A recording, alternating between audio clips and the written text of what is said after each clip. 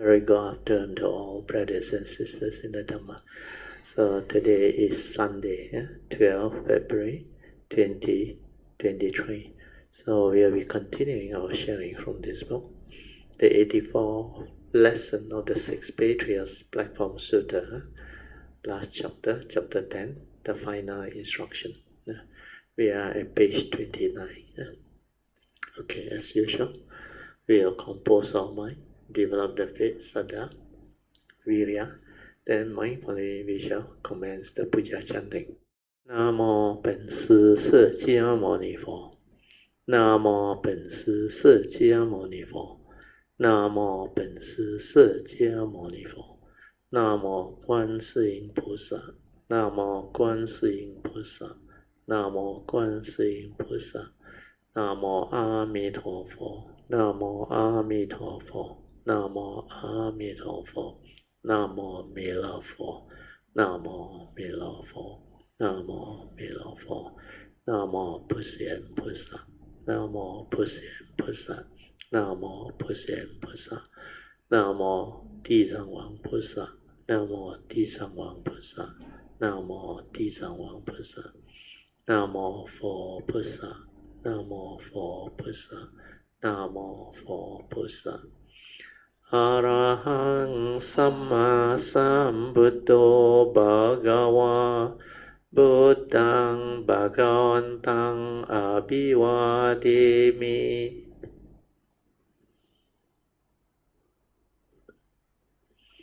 สุขะโตภะคะวะตาธัมโมธัมมังนัมมัสสามิสุปฏิปันโนภะคะวะโตสาวกสังโฆสังฆังนามามิ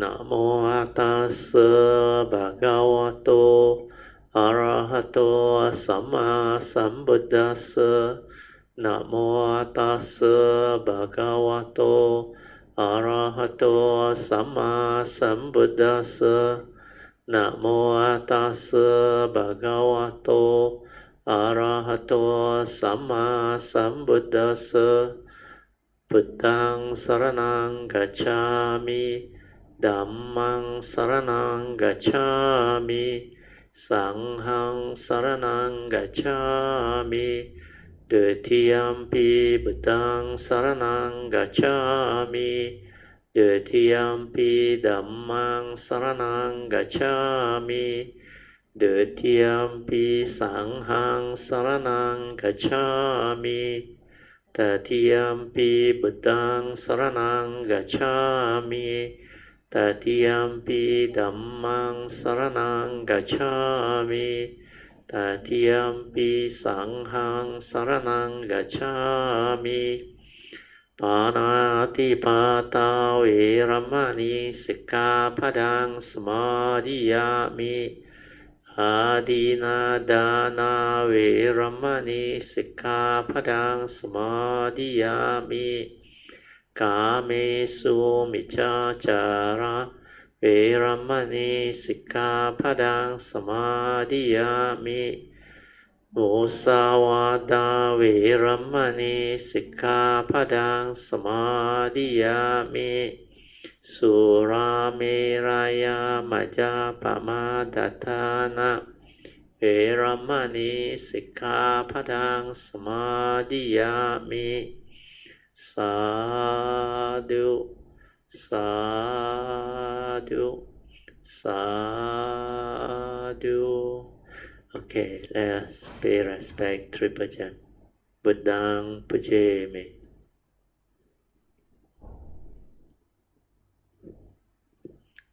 Dhammang pujemi.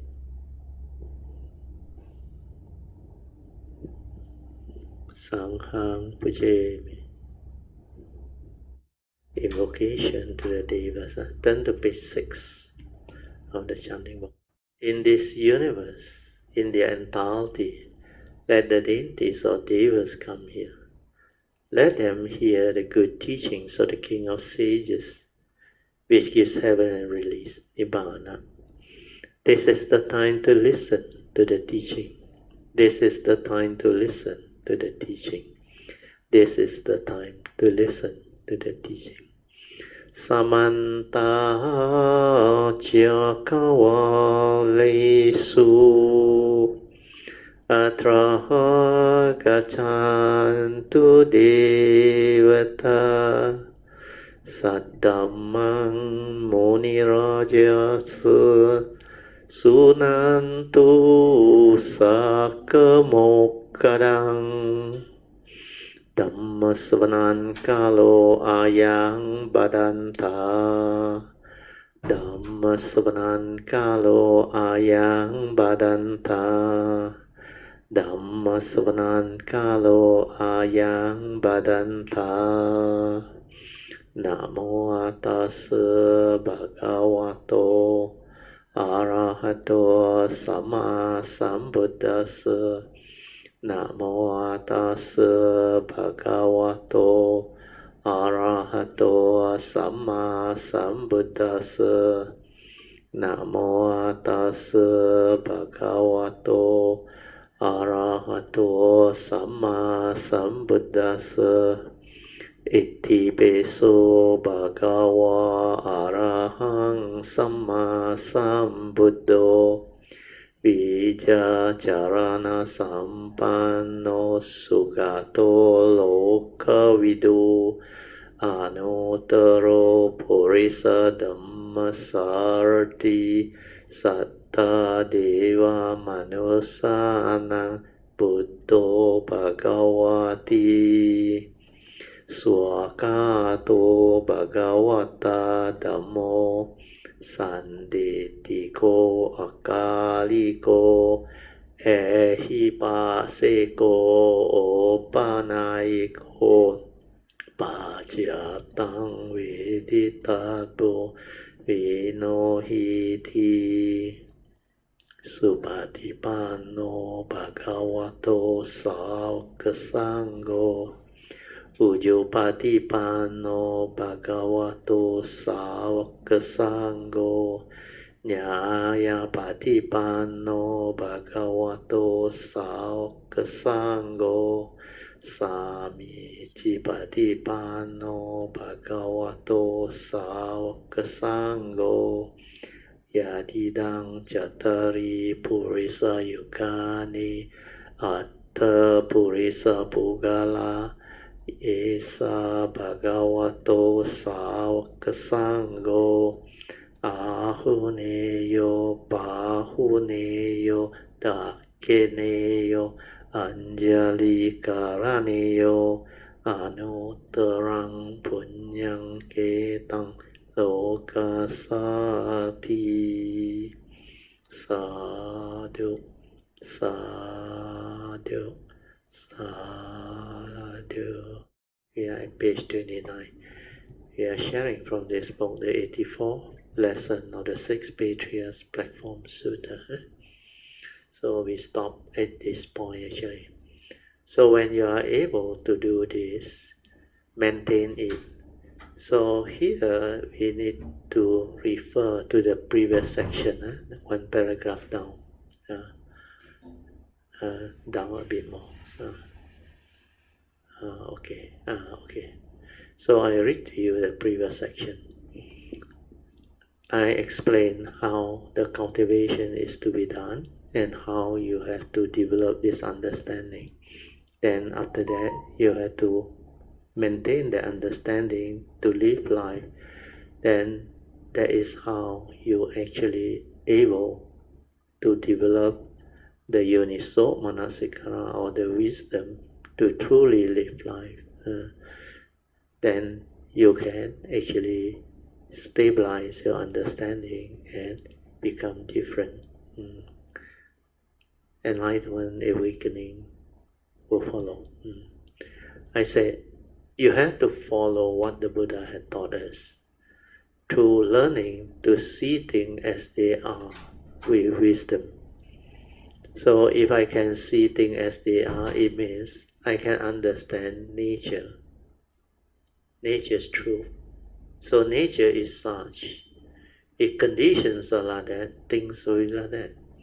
If I can accept the reality of the moment through wisdom, then I'm always at peace. Human being is part of nature, and we are just the way we are. When we are deluded, we will do deluded things. That's why selfish and greedy people, they will do selfish and greedy things. Violent people will do violent things. So when I can accept people for what they are, and the world is the world, then there is right view. That is wisdom. For people are just the way they are. Things are just the way they are. The world is the world. It can't be otherwise, like what the Buddha said. So condition like that, things will just be like that. So initially, I come to this understanding that I just accept. The moment I accept what happened, I don't react. I don't create duality. I don't stir my mind. I don't go and argue with people, trying to be right or wrong, whether it's good or bad, pleasant or unpleasant. That's how the mind can cease and return to its original state of silence. But when the mind does not stir and react to some experience based on delusion, then it will settle down, and the original state of mind before the stirring, which is the stillness, the tranquility, the silence, will return. And when this wisdom stabilizes, means after observing many times, understanding their universal characteristics of impermanent, suffering state, empty nature, and non-self nature, then we understand all phenomena exhibit the universal characteristics of anicca, dukkha, anatta. Then the words of the Buddha, sabbe sankhara anicca, become clear. All of sankhara, your mental thinking, activity, expression, they are impermanent. Then sabbe sankhara dukkha, if you attach, cling, and give meaning, want things your way, you suffer. That is the second universal characteristic. And because it is impermanent, it's not a permanent, unchanging entity. That's why you will come to know it is anatta. Anatta means not a permanent and unchanging entity. As such, it is non-self, not me, not I. You cannot do anything to it, because that one is part of nature. It will go the way of nature. It's dependent originating condition, arising, and it's a causal phenomena. And because of that, you will start to understand the anatta nature, not only non-self, because it has all these three characteristics. Means existence or life is not what you think. Not real in the sense that there is no reality behind. But there is such thing as life. But it is empty. We are empty nature or existence. Means although existence exists, but it's not what you think. Because it's non-self. He know you, he know me. There is no more sakkayaditthi. And things just follow nature's law. They operate within the conditioned world. So when you understand all this, everything falls into place. Then you won't have a problem. So with this understanding, I will continue. And when this wisdom stabilizes, at every moment of sense experience, that's how you transform. This initial wisdom or yoniso manasikara will be there because you have contemplated, reflected, you have developed the mindfulness, the observation, and you have understood the universal characteristic and awakened to them. And when it is there, that yoniso manasikara, your feeling that arises will remain as pure feeling, where it's not like before anymore. It will not stir or react deludedly. It will not create duality because that wisdom, Dhamma, understanding will prompt you. That's why Yoniso Manasikara is when you have, you have. When you don't have, you don't have. That's it. You must develop the first, second turning wisdom, and if possible, including the third turning wisdom, to stabilize that Dhamma understanding. Then it will stay in your nature, your heart. It's not in a memory, it's not knowledge. It's an understanding. And this understanding will spring forth at the moment of sense experience when you live life. That's why that will transform you. And you will not do the foolish thing anymore, deluded thing anymore. So that's how one awaken and become transformed. And I mentioned some time ago, I think Sister Ingbi, Adeline, asked the question regarding duality before. Do you remember? Then recently, I think Sister Grace also asked, and I explained it in the other classes. Then I explained to them, all these are the same teaching. This is how you can break free from duality. When you have wisdom, you can be at peace. You does not stir your mind. So duality cannot arise. That's how you break free. Then we continue. So when you are able to do this, you must maintain that cultivation, that understanding. And finally, you must trust your nature. Trust your nature means what? We got two nature. One is the karmic nature, the other one is spiritual nature. When you trust your nature, it means without thought interfering, the nature goes in and develops the meditation by itself. This is after you have developed the silent mind and the stability of it, then the understanding of the true mind. Because when it's stabilized, you will understand what the true mind is. And when you realize it, you just relax and silence everything and trust your nature to do it for you. Trust your nature to do means do not use thought anymore. Just silent, relax, maintain awareness, stabilize it, and trust. As if you are dead, like the whole physical body is dead. Dead means you cannot respond. Itchy sensation also cannot scratch because you are like dead. So if the tactile consciousness arises, let it arise. That is what patient endurance with wisdom is all about. You start to see how it stimulates you, stir you, make you reactive, and how it triggers you to have the intention to scratch and to arise sankhara or thinking activity. But when you train the mind to be in a state of silence with inner relaxed awareness, the sankhara will slow down and cease until the mind becomes very quiet and still. When this stillness becomes more stable, then suddenly all your energy, the yin and yang energy, will melt through the gateway. That's how the internal transformation can happen. And you will realize the true mind very clearly. Then you will know what this thing is. And the form and mind will understand because it's connected to it. Also because by then the wisdom is connected to the form and mind. So this is how you develop the sudden teaching that take you to the true mind without thought and sudden enlightenment and the condition to awaken. Okay, then we finalize the sharing by rejoicing. Sadhu, sadhu, sadhu. And because this is Kuei-Ling's final summary, you must make sure you understand it. You follow his teaching very fast. You can become awakened and transformed.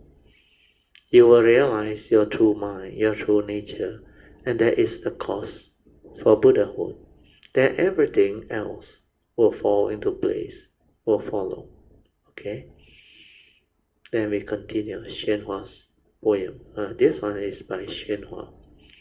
Of the 10,000 evil, licentiousness is the worst.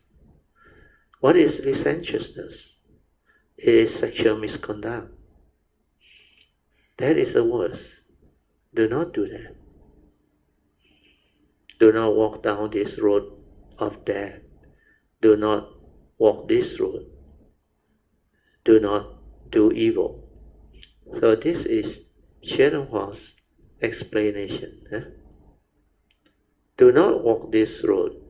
This is the dead end road, 死路一条, in Mandarin. It means the heedless are as if dead.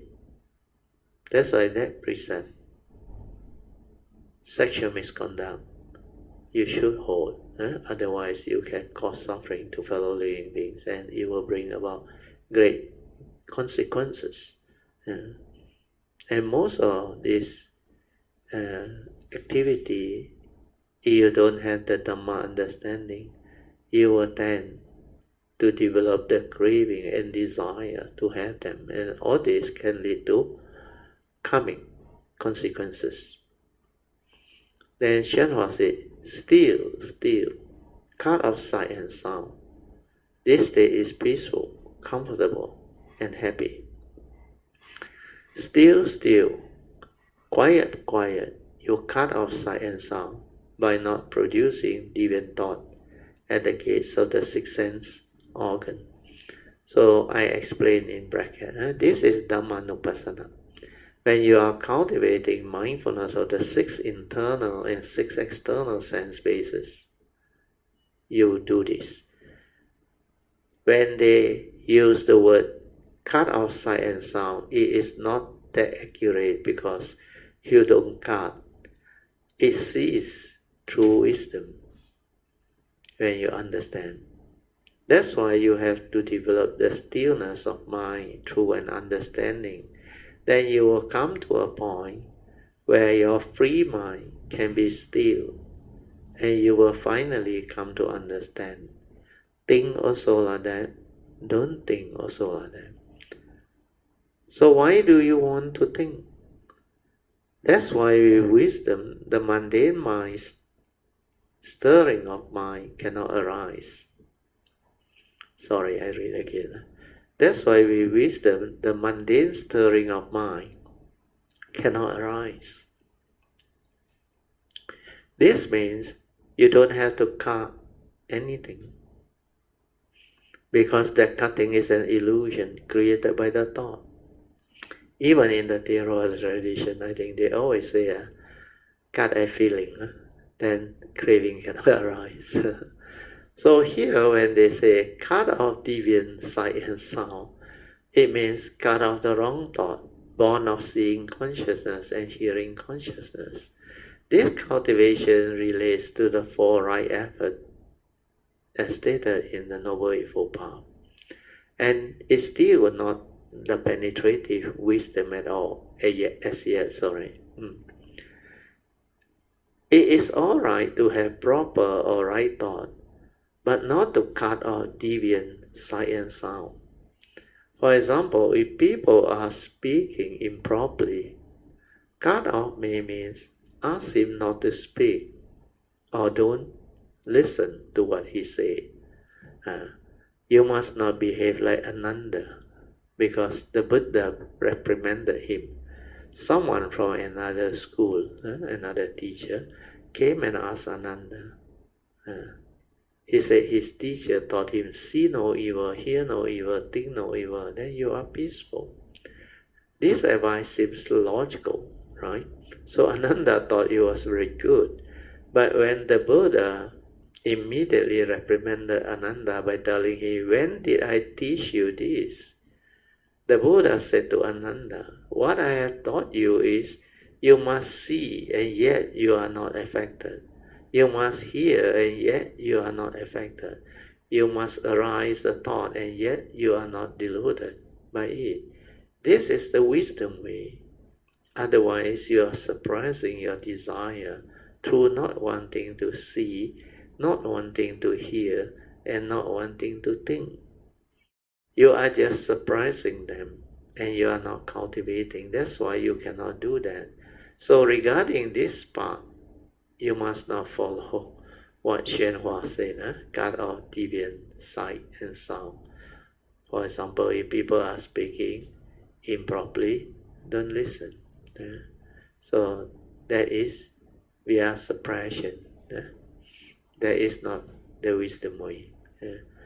So a lot of Dhamma that has been taught even in the Theravada tradition, if you have the understanding, you will know they are all based on thought-based logic, which are not the truth.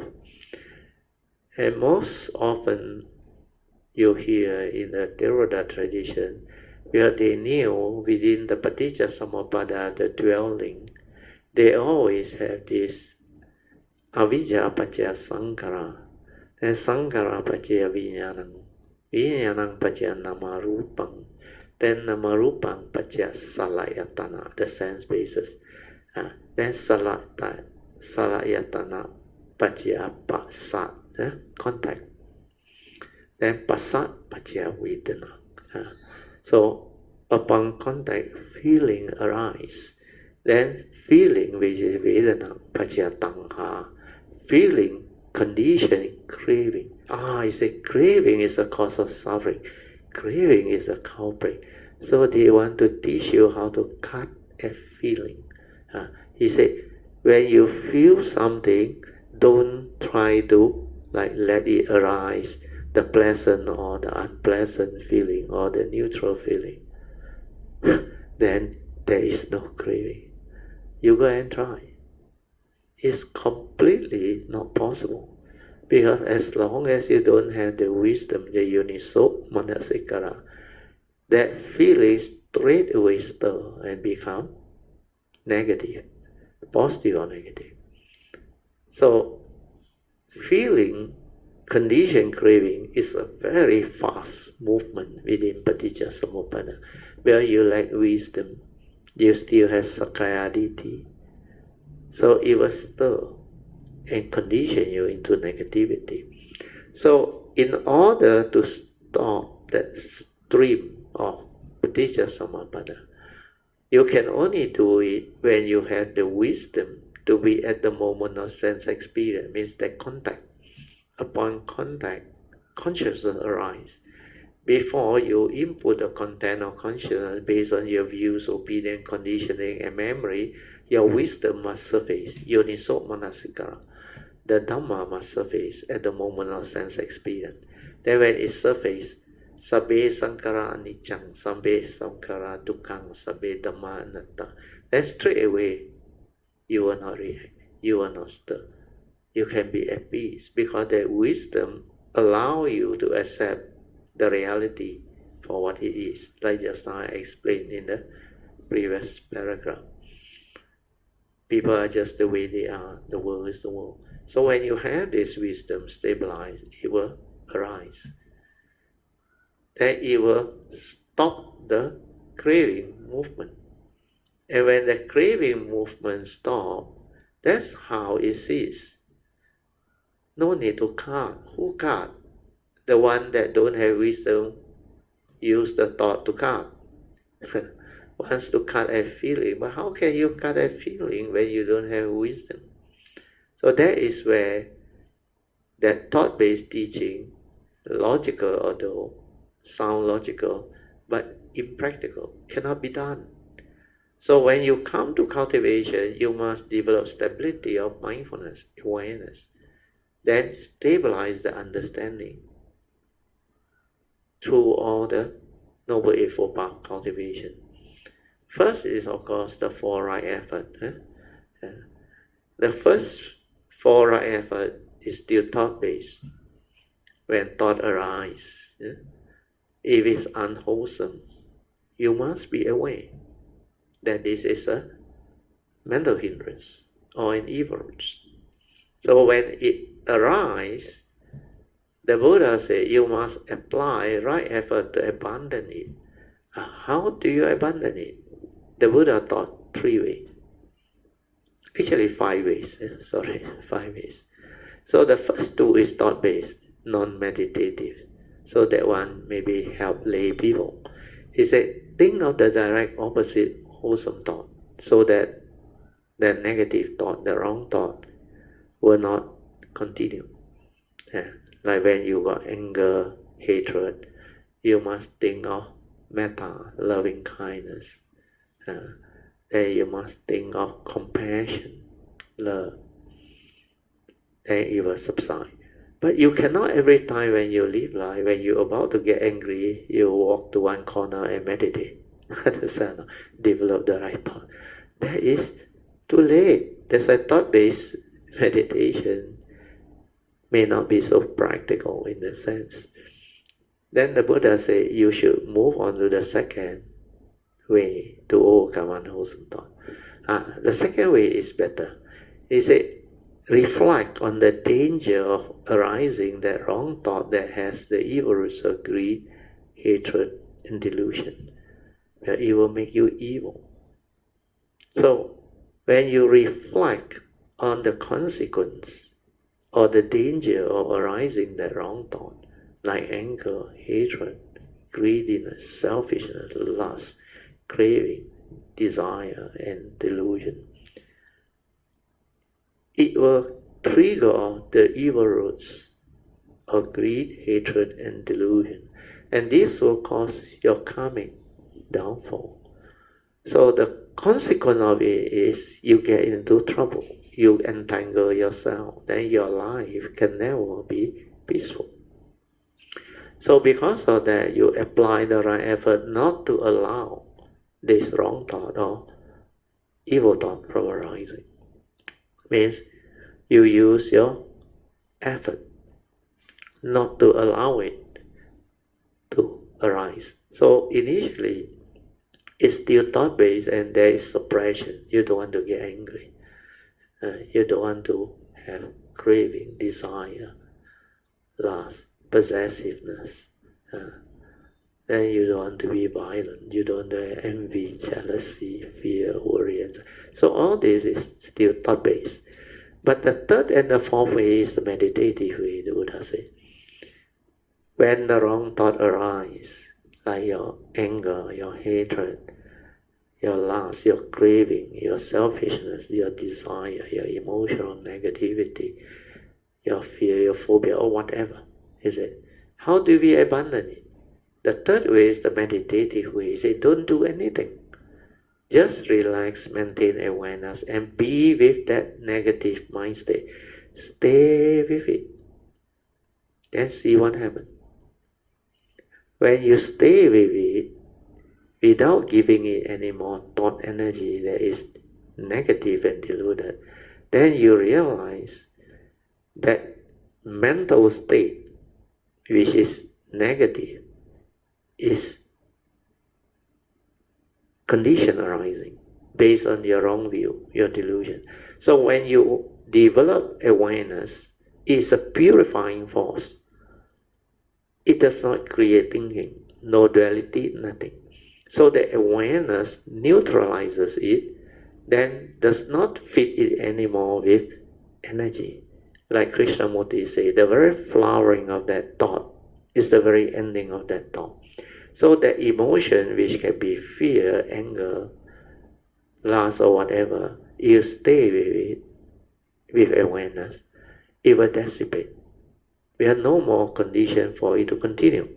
Like the flower, after it have fully flowered, it will wither off.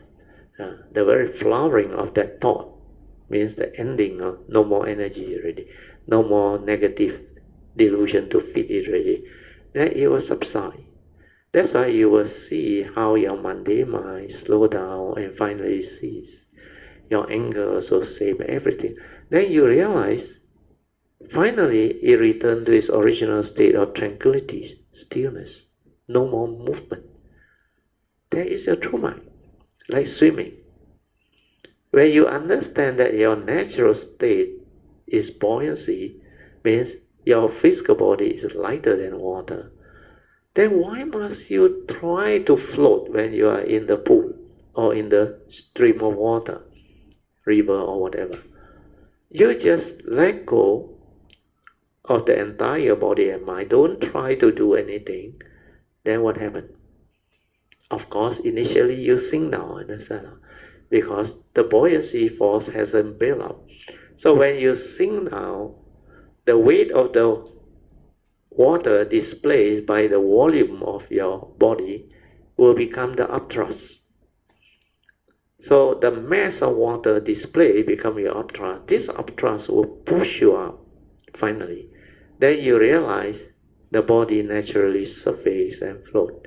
Like that day, there is this brother Kahan from Klang. He decided to invite me, my wife, Suyan, and Mi Fong, together with his wife, for a lunch. I think yesterday we had at Gold Leaf restaurant, that restaurant that I like to eat when I went to Klang to give talk. So he shared his experience with her. He said, when I start to listen to Brother Theo, he said, I cannot catch the word. I cannot catch the important pointers. Then later on, one day, he said, when he was on a trip with his family, I think they went to a resort where there is a swimming pool, and he liked to swim too. So when he was swimming, he remembered what I said. So this time, instead of struggling to float, because he, like me, in the past, we kampong style, we swim in the river and our head always above water. We actually use our ability to move the water with our strong arm to keep us afloat. But the head is always above the water. We don't understand this principle. Until later, when I understand this principle, then I find it so easy to swim. Then he tried. He confidently let himself sink down. Then the upthrust pushed his body up. Then swimming becomes so simple. He just have to move his arms and legs. Then he moved, and now he's swimming, got no problem. That's why from that he gained faith in what I said. Then he's trying to go into the awareness space, which is the next stage, not easy. So our mind is the same. Originally, like the body, is buoyancy. Our mind originally is the true mind, the meditative mind. You don't have to do anything. So what happens is, when you don't understand, you worry about it sinking. Sinking means get drowned. That's why that fear forces you to put in effort to keep yourself afloat. Thinking that you must put in effort, strength to keep yourself afloat. Because you never knew that the body is lighter than water, buoyancy. So no need to do anything. If your natural state of mind is already that meditative mind, which is tranquility and stillness, the silent mind, then why must you stir the mind or allow that emotion to continue to arise, the fear, and you try to get rid of it? No need. You just relax, maintain awareness, and let it dissipate. Then you will realize that true mind. That is how you meditate, the third way. So the Buddha gave the analogy of the bullock cart crossing the pond of water. He said when the bullock cart does not stir, the water is clear. The moment the bullock cart crosses, the water becomes murky. You cannot drink, cannot make use of it. So he asked Ananda, what did you learn? He sent Ananda 3 times to collect the water. The Ananda said, yeah, he said, when I don't stir the water, the bullock cart doesn't come middle of the night. Then the water is clear, drinkable, clarity. He said, what did you learn? Ananda cannot understand, but the Buddha explained to him. He said, when you don't stir, there is clarity, like you don't have problem. You are happy, you are at peace. There is clarity. But the moment there is a situation, your mind stirs. Why? Because you don't understand what is going on. That stirring of the mind, that condition your mind into all this, is dependent originating, because the blockade came and stirred, then it arises. No stirring, no condition, nothing happened. Which means that mind state, the anger, the fear, they are not intrinsic within our true mind, true nature. They are dependent originating. Due to our wrong view, delusion, we react, we stir. We act from memory. We don't act from wisdom. So when you see this, the third way becomes the meditative wisdom way. That's why I teach you awareness-based meditation. Silent, your original mind, before any reaction or stirring, before the delusion set it, to stir it, to actually condition it into negativity, was none of all these things. So all the mind state, the negative tendency that arise, they are dependent originating, condition arising, not a permanent unchanging entity. You just maintain awareness, it ceases. Maintain awareness, it ceases. That's why in the Dhammanupassana, the first category of practice, mindfulness of the five mental hindrance, the Buddha explained, whenever mental hindrance arises, he said, if you maintain awareness, sati, mindful, then it ceases. Then you come to know how the unarisen mental hindrance comes to be.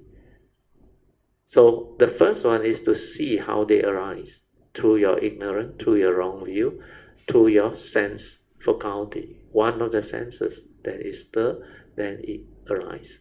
Then when it arises already, the five ways to overcome unwholesome thought, you maintain awareness by not doing anything. Then it ceases. So from that, you understand how the arisen mental hindrance, which is sensual desire, ill will, sloth and torpor, restlessness of mind and doubt, they will cease. When you develop the awareness to witness all this, then what happens? You awaken. You awaken. Like the Buddha said, you will come to know how the arisen mental hindrance cease to be. By not doing anything.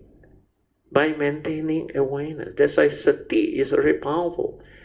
Even in the subsequent Abhamada verse is mentioned, sati is like a very powerful wisdom energy, like that fire that actually burn out all the defilement. Very powerful. So when you have that understanding, you will know how to deal with it. But like the thought-based one, the third way, every time you have problem, of course you can cease it because you know how to develop sati and be with it.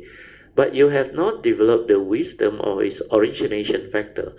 In the first place, how did the stirring arise? How did the mind create this movement and arise the negative tendency? That's why you have to go to the fourth way. The fourth way, the Buddha said, you must silence your mind, develop awareness, and trace the origination factor. So when you continuously silent, means ever mindful throughout the day, heedful, ever meditate, means constantly meditative, then you will start to see every moment of sense experience. Before you have the wisdom, the yoniso manasikara, the mind will stir. Then you come to understand the origination factor through your wrong view, your wrong perception, your sakkayaditthi, your evil roots of greed, hatred, and delusion. Then how can you retrospectively reverse it? The Buddha said, following the wisdom I taught you. Means you have to straighten your views. If your view is wrong, if there is no sakkayaditthi, means the universal characteristic must be insight into, means you must awaken to the phenomena's universal characteristic of anicca, dukkha, and anatta. Then you wake up, like what I explained earlier on. Then you see things as they are, without the words, without the concept, without the duality. Then the mind cannot stir. That's how you can retrospectively reverse it through wisdom, nothing else. That's why yoniso manasikara is very powerful. So third and fourth way is the meditative way. That's how you free. We go back to the notes.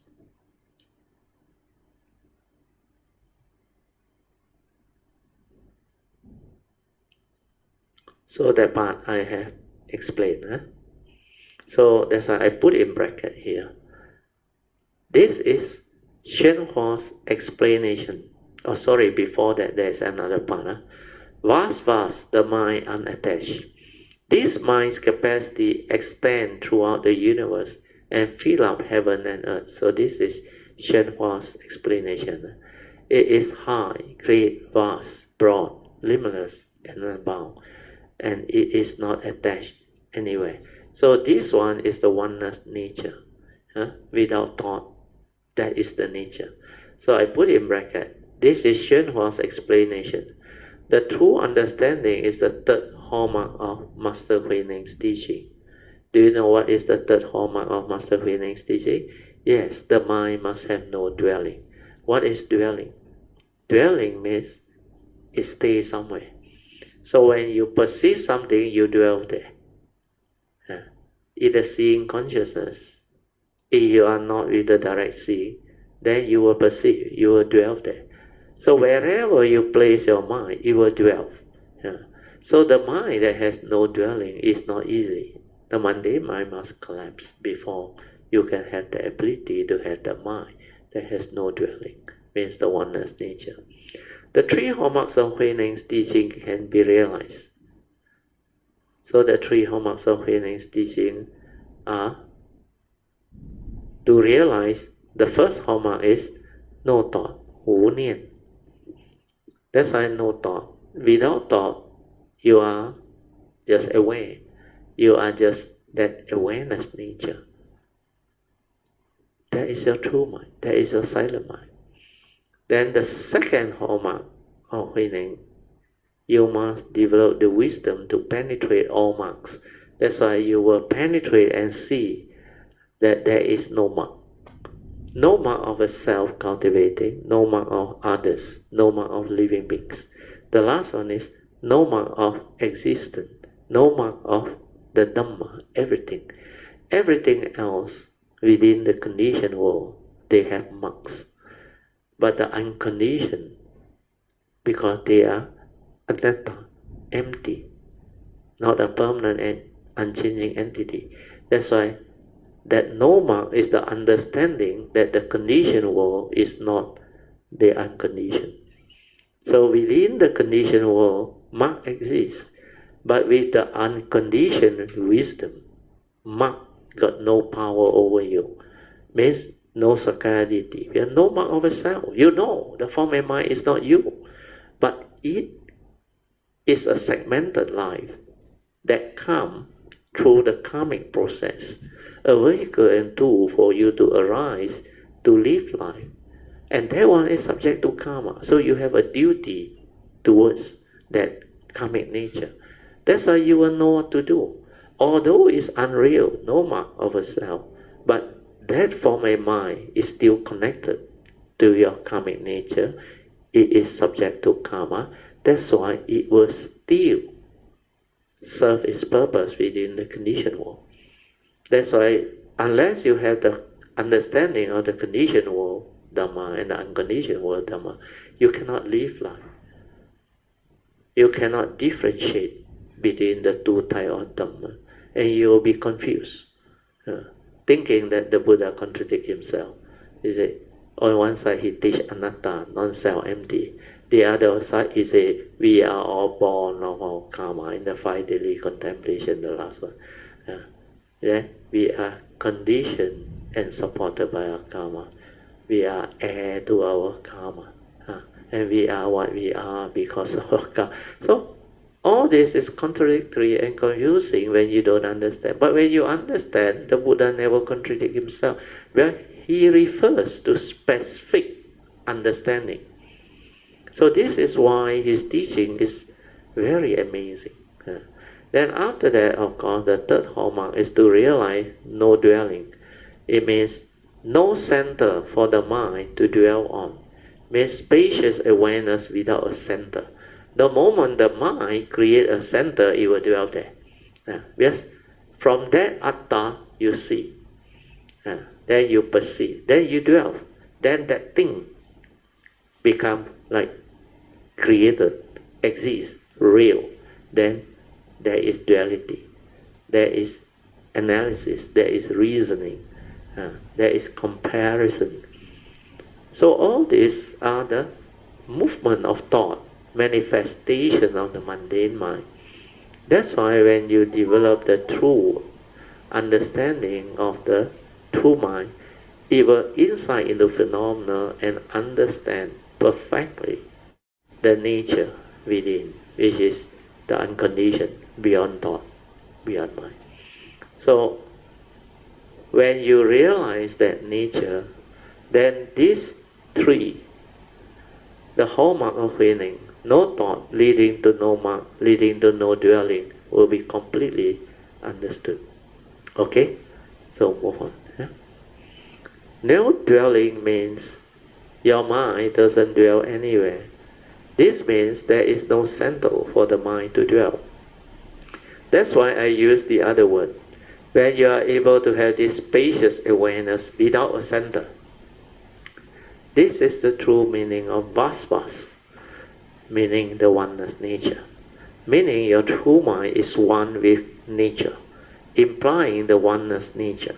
So when you are silent without a center, it means you are just aware, the awareness nature. That's why we call it our essence of mind. Yeah, the word is essence of mind. The essence of mind is non-dependent originating, the true mind. Yeah. Because everything that arises within the conditioned world need condition to arise, isn't it? But the true mind, which is silent, there is no data. Like sound, you need vibration, you need data. Then the eardrum pick up. Then, upon contact, hearing consciousness arises. But who is aware of silence? Who? Your true mind. And that is your essence of mind. That's why the awareness nature is just aware, nothing else. That's why that one can be aware of absence of vibration. No need data one. That one can be aware of the spacious awareness throughout the entire existence. One with nature, oneness. Then it want to know, it can know. It can arise the mundane mind. It doesn't want to know, it just stay there without a center. That is what that nature is. And it is not easy to understand this unless you can have that type of cultivation. Okay? So I read again. I call it spacious awareness without a center, and your mind can only be without dwelling on two occasions. So you must listen to this. There are two types of non-dwelling awareness. This one is from my own understanding, and I find my own word. There is no book that has written about this yet. Because this is something completely new to the world. Spacious awareness without a center while in a formal meditation. This type is the non-active one. Means you don't come out to live life one. No movement. The other one is specific phenomenal awareness while living life. In the midst of life, you can have this specific phenomenal awareness. Whereas the spacious awareness without a center, you have to be in a formal meditative state. You must be completely still. Yeah. And this type, we call it the active one. The first type is non-active. The second type is called the active. Means active in the midst of life, in daily life. Means it's linked to daily mindfulness. That's why when my daily mindfulness stabilizes, I realize everything I observe and see is a specific phenomenal awareness. My awareness is one with all phenomena. Even the kaya, the movement, is one with it. And that is specific phenomenon. That's why most of the time is aware. It don't think. It doesn't dwell to. It only arises the thought when it need to. When it wants to know things, when it wants to share, when it wants to teach, or it wants to express something. And then it makes use of the pure aggregate to develop the movement. Okay, I'll read on. When you are aware with specific phenomena, this mind does not dwell. It just flows with that phenomena. Like when you observe the passing car, the awareness and the thing move as one. There is no dwelling anywhere. It's just move. Even hearing also same. Like now it's raining heavily. The hearing consciousness and the awareness as one. It's just specific phenomena awareness. This mind does not dwell. It just flows with it.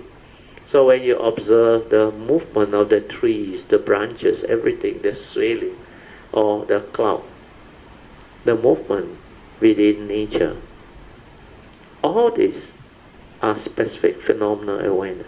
That's why your mind, which is just aware, can flow with it, with all the movement, all the activity, even smell, taste, tactile, everything. Like the moving car, I explain again. The awareness of the car's motion move as one together. Do you understand? There is no gap. It is like anapanasati, when you are doing anapanasati, where the breath and the awareness move as one. Breathing in, aware, the whole process, aware. Breathing out, aware. No word, nothing. It's just the awareness of the in and out movement. You are just aware. And this awareness is specific phenomenal awareness, which is an active one, where you are able to be in this state in the midst of life. The first one is non-active, it's just aware, finish. Specific phenomenal awareness can live life. Then I ask, do you all have any question? So this one, verse, based on our understanding, is different from what Master Hsien Hua's description is. Where his one is more towards the description part. Master Hsien Hua's one is based on his own understanding. Then Sister Amy asks a question, I think. Bratio, the active and non-active aspect of awareness. Can Bratio elaborate more on it? Because both are awareness. And for spacious awareness, how come it is non-active? As it is still an awareness, right? Then I reply. I say, very good. It's a very good question. You see, for the first time, there is no movement. Do you understand? There is no movement and you are just aware in a formal meditative state. This one, the second time, is active because it is a specific phenomenon and the phenomenon moves. You can follow. Like the moving car, the awareness is with it. Just like anapanasati, your breath is in motion. But you are aware of it because it is specific phenomenal awareness. That's it. Your awareness is able to follow this phenomenon. That's why it's active. And with this type, you can live life. That's why throughout the day, my mind is just like that, specific phenomenal awareness. That's why when I sit here, it is specific phenomenal awareness. Because your movement and all those activities, like your blinking of your eyes, the way you turn your head and all those movements, my nature can see. Those are specific phenomenal awareness. Like this motion of the fan, there is no one, and the awareness is with it. Can you understand? So the second type is active. This is for living life. This is daily mindfulness, and yet you don't dwell. When you dwell, it means you are lost in thought. Those things that you dwell on when you are preoccupied with your thought process or thinking. Let's say you dwell on the Buddha image. Then you start to proliferate your thought. We are saying, oh, this Buddha image or Kuan Yin image is very nice. It must be very ancient. Then the serene feature, facial expression, etc. It means you are dwelling there and creating those thoughts, even describing it or whatever. Then it be asked again. So the non-active cannot live life. So I reply, I say, you cannot live life because this one is for you to do when you are in the formal meditation. Means you are not engaged fully with the world. When you are in the retreat, you silence everything. Like when you are on that boat in Luku Lake, that time we went to this, I think, China trip, Shangri-La, the China trip, spiritual trip. Can you remember? You told me when you silence your mind and maintain awareness, that in that moment, the boat and the waves movement become specific phenomenal awareness. But when you silence completely, you are in this spacious awareness state. Then whatever you aware, you can pick it up. Your awareness becomes specific phenomena awareness again. But when you start to think, your mundane mind has come back or come out of it. When you start to form words and start to explain to people, that is your mundane mind manifesting already. But inside, it is empty. Inside, there is nothing. Because from the nature, all this manifests.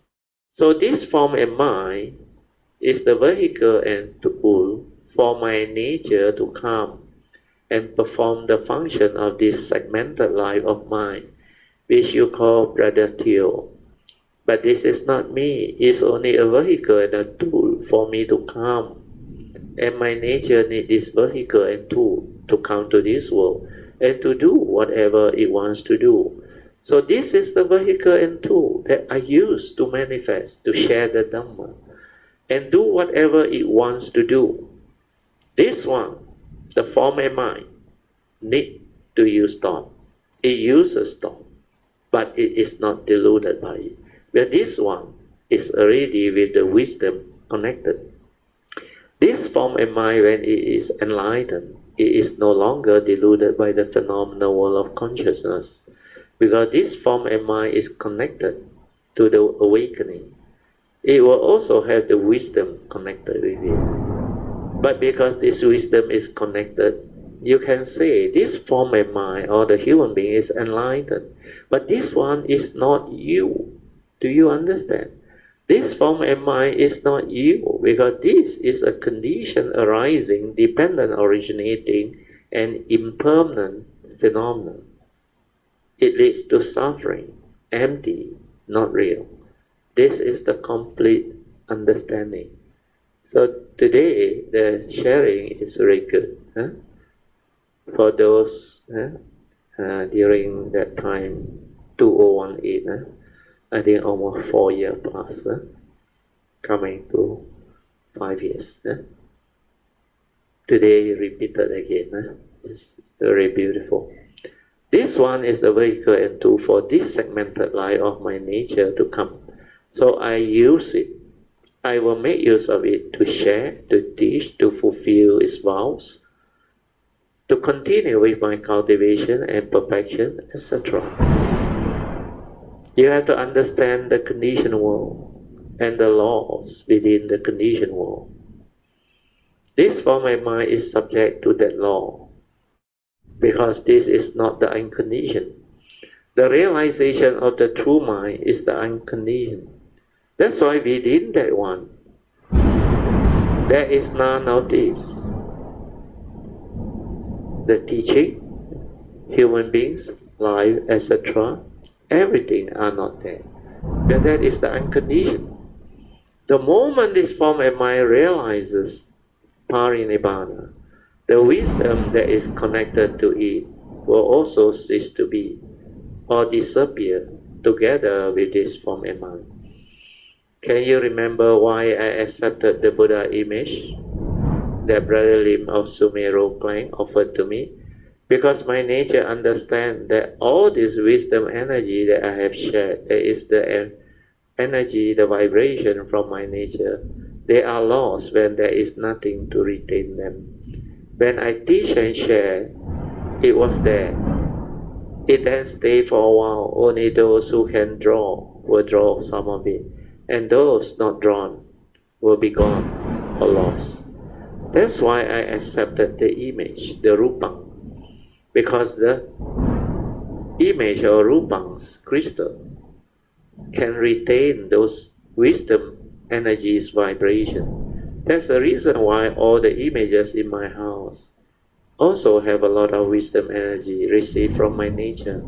The one at Sri An's house also the same. Everywhere I go, all those wisdom energy will be shared. Then when we travel, our collective consciousness is also very strong. And when we go and pay our respect and do all this chanting at those way places, this vibration will also go in. That's why all those images that have been there for very long, especially the stupas and the rupang, etc., they will have their vibration. Even the Buddha Rupang as SJBA main shrine has a lot of energy inside. And initially most of it is faith energy with not much wisdom energy. But it is very strong because of the frequent chanting, recitation of vibration, and the meditative concentration energy, etc. It is also because people do meditation there. So it has its vibration inside. Initially, I can feel it has a lot of this very strong faith and thought-based energy. But later on, when my nature and others went there and give some special Dhamma sharing, then it started to become different because the wisdom energy was able to integrate into that Buddha Rupa. They have recently completed the new extension block with a new Rupang installed. Is that also crystal? Ah, marble, then it's good. Don't use fiberglass. They will not retain those vibration and energy. It cannot because it's non-crystal. It doesn't have the type of crystal formation. Then Sister Amy asks, Bethel, I want to ask, these two types of non-dwelling awareness, are both of them in silent awareness? The answer is yes, because for you to have the first type, you have to be in the state of complete silence with no movement, just aware with the four support. The four support is relax, maintain awareness, for the spacious awareness without a center to arise, and don't even have to stay at the heart. You just maintain awareness, stabilize it, then let go of everything. Then the mind will naturally be in this spacious awareness without a center. If you stay at the heart and trust your nature, it develops the ability to detect the gateway to your nature for all your external yin-yang energy to melt in and do the internal transformation. Then you are cultivating the higher path. But this higher path cultivation is only needed when you decide to go the Bodhisattva way. If you are not going the Bodhisattva way, then you can just experience the spacious awareness, especially when you are in a retreat. But because finally most of us took the Bodhisattva vows, so you may have to go and do the higher cultivation via trust, so that the gateway will be activated or can be located. Then when your gateway is located, you become very different. All your yin-yang energy from outside, external, develop to whatever mindfulness or even qigong or yoga training, etc., they will melt into it and become pure energy. That's why it's not wasted. Then they will transform internally. This is the real opening of the internal chakras, the internal movement, the internal activation, the awakening of the major nerve centers. Nerve centers have two types. Major ones are called chakras and the minor ones are called nadis. This pure energy will awaken your nadis and you become very sensitive, super sensitive. But it is because it was still, sorry.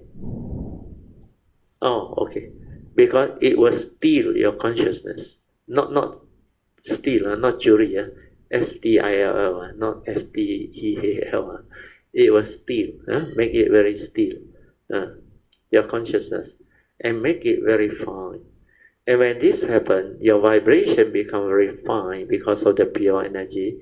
Then not long, your mundane mind will collapse, because your mundane mind cannot take that vibration, which is too fine. The mundane mind is too gross to exist on that frequency. That's why it will collapse. Then, like a layer of gross consciousness, it will drop off from your forehead. After that, the true nature within will shine forth. Then, for the first time in your life, you can suddenly see the whole phenomenal world so differently. Do you know why it's different? Now you are fully aware, because there is no more mundane mind to cloud your nature. And there is no more gross sankhara movement, emotion or activity like before. It is as if you don't have a mind. Everything has become so fine, so smooth, like no movement at all. It's like that in your brain. It's like the mind has become so fine, as if there is no mind at all, and everything is so fine, so still. I can still remember that. For a week, about a week, I was so amazed. I said to myself, how come it is like that? I now see the world so differently. Now truth is everywhere in the midst of life and nature. That's how I came to realize this. Truth, the characteristics of nature, is everywhere in the midst of life and nature. Why can't you see? For those who see, they will always see. The world is still the world. It has never changed. It was still the same. But now, because there is no more mundane mind to cloud my nature can see things as they are so clearly. That's why after that, my mind becomes so different. No need to practice, no need to wait till the mind still, and no need to cultivate mindfulness after that. Because my mind is already fully aware at all times. It has become a part of my nature. The true mind has shined forth. Then you will understand why Huining is so unique and exceptional. Because he was born without the mundane mind. He was already in the enlightened state when he was born.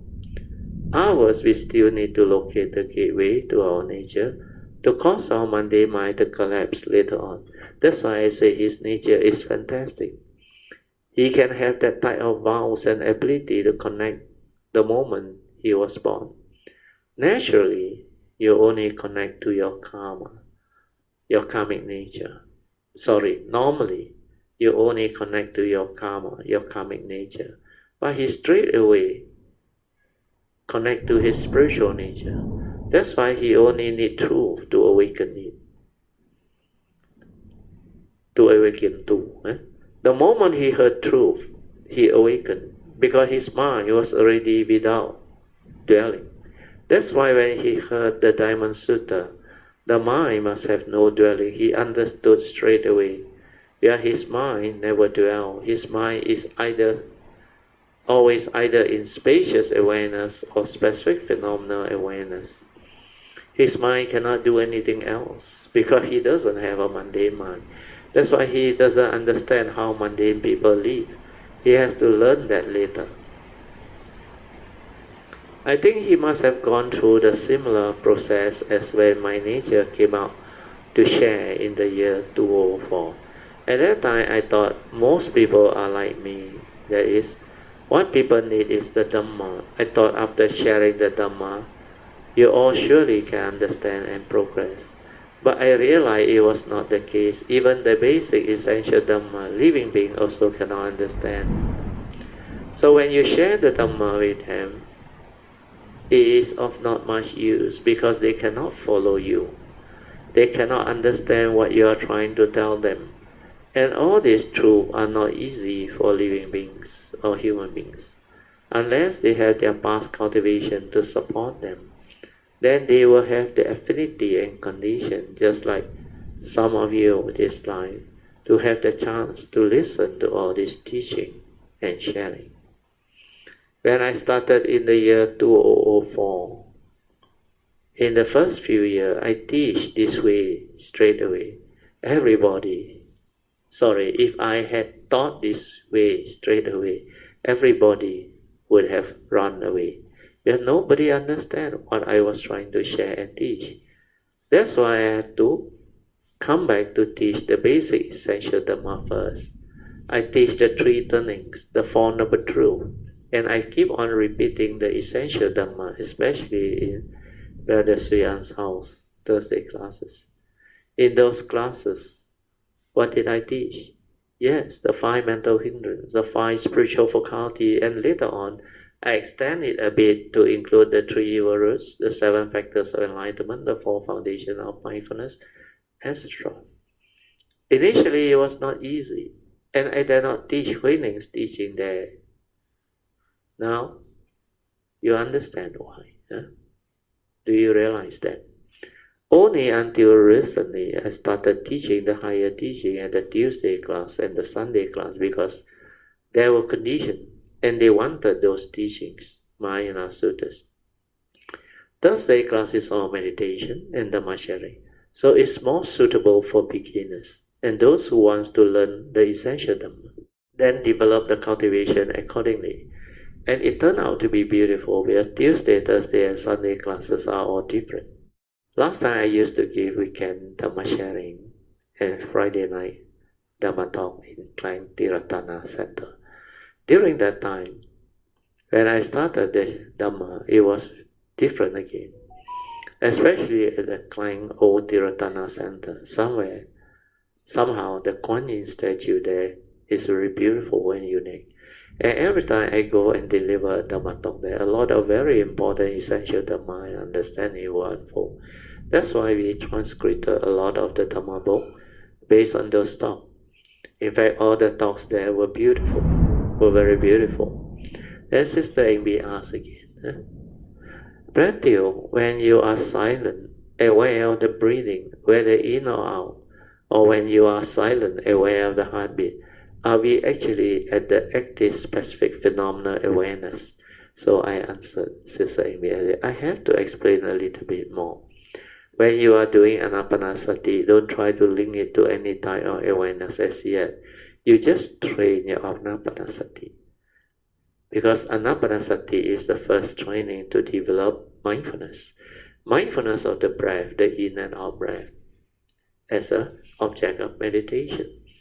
The breath is for you to anchor the mind, and this training is only for people whose spiritual faculties are not stable as yet. That's why they need something to anchor their mind. Then as your mindfulness becomes more and more stable, this mindfulness becomes more and more still, more and more quiet, more and more refined. As you develop anapanasati, you will experience a type of calmness or peacefulness called piti. That one is still gross, but initially you feel calm because it is not the heedless thinking mind anymore. You are calmer and more peaceful. Then as you continue to relax, maintain awareness, it becomes more refined. Then you experience sukhang, blissfulness of mind. It is really blissful. So all this peace, calmness, and bliss, if you are not careful, you may attach. Because these are conditioned mind states, not enlightenment factor except piti. Then if you continue to relax and allow it to become more and more refined until the sukhang also gone. Gone means no more in this blissful state. Whether it is blissful, energy, calmness, energy, or bliss, they are all gone. Then your mind becomes very quiet, very still. That is passaddhi. Passaddhi is tranquility of mind, stillness of mind. Mind in passaddhi means the mind is very quiet, very still, and very tranquil. This is the silent mind. This is your meditative mind. This is what most people don't understand.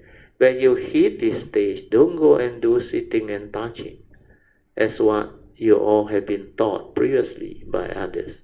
Where they say to you, when the breath becomes very subtle, no more breathing, or when your abdominal rising falling is not perceptible, then go and do or not sitting and touching. It's actually your mind entering the more refined state of sati. it becomes quiet and still. And this is how one will be able to realize the true mind. But they don't understand all this. So what do? They want to meditate. So they go and ask you to do sitting and touching. When you go and do that, you create thought again. When you are already approaching this passaddhi, you go and make more thought active again, or your thought active again. This happens because they use Dhamma knowledge through following those instructions without understanding. When you know sitting and touching, you are verbalizing sitting, touching. Indirectly, you are continuously doing thought-based meditation without understanding what you are doing in the name of meditation. When you are at that stage of subtle breathing, don't do anything. Just relax, aware, and see what happens. Wait until the mind becomes very, very still and very stable. Then from passaddhi, it develops and accumulates into samadhi. When passaddhi becomes very stable, your mind enters sati, and you will have samadhi. Samadhi is a collected and unwavering mind. Collected and unwavering means when you come out of it, of the formal meditation, you can develop the specific phenomenal awareness because your mind will not waver at the moment of sense experience. Passaddhi is a silent mind that is aware, and when this is stabilized, it becomes samadhi. With samadhi, you can start to see things as they are, meaning your mind will not stir anymore. Then you will come to realize everything is not what the thought used to tell you. Your mind stirs because of your wrong view. You then input the wrong content of consciousness. That's how you create duality. This is doing what Sun Tzu did, because he attached to the duality of wholesome and unwholesome mind state. So he has to push away the unwholesome thought or dust, and he only wants the wholesome thought. To him, this mind, you have to polish it until it shines, so that no dust can alight. How do he polish the mind? He doesn't use the cloth to polish. He maintains an ever mindful state of mind to guard against defilement, which is the wrong understanding. Mindfulness alone is not enough.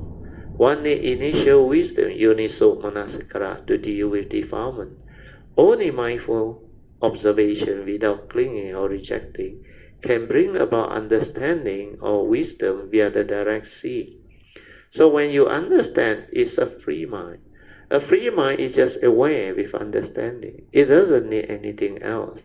As long as there is no wrong thought, there will be no stirring of the mind.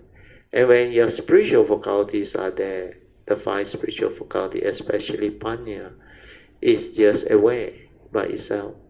What are the 5 spiritual faculties? They are Saddha, Virya, Sati, Samadhi, and Panya. The 5 spiritual faculties can let you understand spiritual teaching, and you can put them to test. When you have faith, your mind is composed and calm, because you don't have doubt. When you have faith in the Buddha and his wonderful teaching, Virya, which is a spiritual zeal or tenacity, will arise to drive you to cultivate. That's how you can have diligence, and diligence is not an effort. When you know this, teaching is very important. It will drive you to go all out to cultivate it. So this virya will drive your nature to continue with the development of sati. That's how the 3rd spiritual faculty of sati comes to be. With virya, you will diligently cultivate to develop the silent mind, to be aware, to realize the stage of no thought. Then this sati becomes very stable. When sati is very stable, the silent mind is automatic. So no need to train. Okay, we stop here. Okay, page 41, we stop here. Okay, we will have our 45 minutes of awareness-based meditation. We are off the line. Yeah, okay, slowly, mindfully. come out the meditation. Then we shall continue your second session, which is meditation reporting, followed by whatever Q&A, question and answer that you may have. You can ask me any question relating to the Dhamma or the meditation or how to apply what you have learned. Means the application of the Dhamma to help you develop understanding of life, how to overcome whatever life problem that you may be encountering. We are application of the essential Dhamma as taught by the Buddha. Alicia? Hey, hi. Good evening, Brother Dew, Mrs. Steele, and all Kalmitas. Yeah, it has been a very busy schedule for me this year. You were traveling. 我从我的 Bangkok trip 开始讲吧。Better. That will be interesting. Actually, when I was traveling to Bangkok, few days before New Year, right? Yes. So, 我是挺累的啦，那时候。